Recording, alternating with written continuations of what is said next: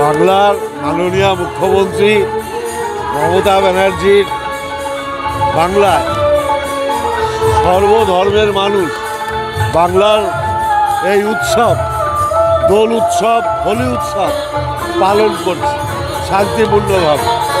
আমি আশা করব শান্তিপূর্ণভাবে আজকের আমাদের এই মহা উৎসব সুসম্পন্ন হবে।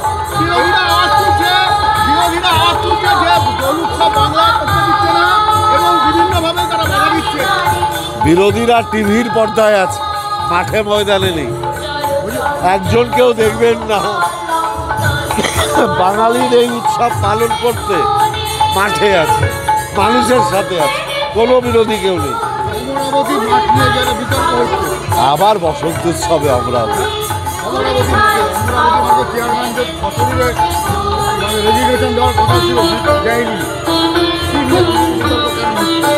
সবাই দিদির কথা শুনে চলে, উনিও চলে।